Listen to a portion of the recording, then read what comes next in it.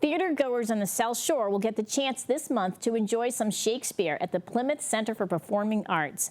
The Bay Colony Theater Company will present one of Shakespeare's better-known works with A Midsummer Night's Dream and one of his lesser-known productions with A Winter's Tale.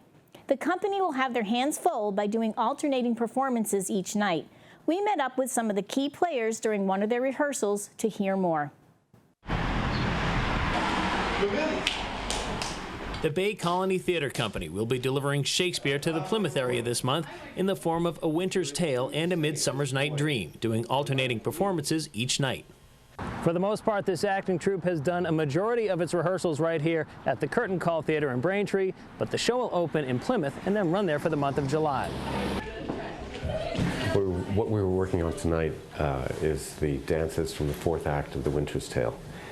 It's one of Shakespeare's late plays. It's a romance, and lots of stuff happens in the first three acts, and then in the fourth act, time changes, and it's a big springtime celebration.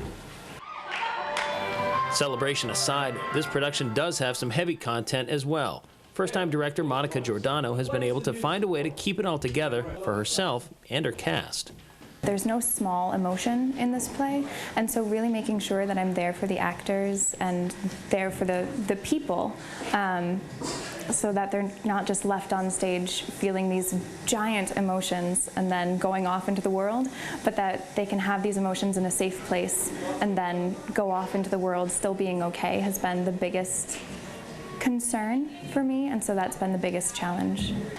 And then there are the costumes, which for this Shakespearean adaptation takes us to the early 20th century. In fact, there's a time gap of 16 years in which the first act takes place in 1912 and the second act in 1928.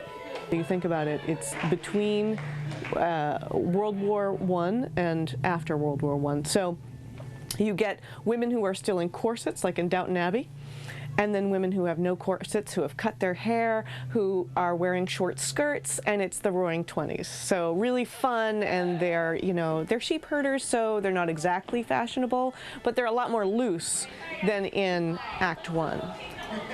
Luckily, men's styles haven't changed too much in the past century. Men's costume is basically fossilized in the 20th century, which means they start out in suits. They're still wearing suits today.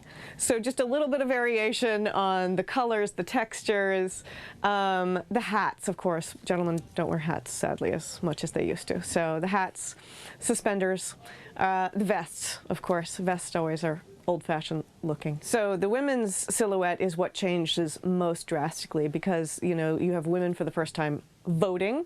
So you have this whole new look to the women. The flapper look is very straight and boyish and yet colorful. So all the colors of when they're in Bohemia are warm and bright and floral, and all the colors when they're in Sicilia when they start out are cold and dark and wintry. And for Stanton, the cast, which features several actors from Plymouth, has been easy to work with. I love working with this company because the actors are so dedicated to Shakespeare and telling his story. And I love working with them one-on-one to develop the character that is going to come out in the costume. In Braintree, I'm Brian Sullivan, PACTV Community News.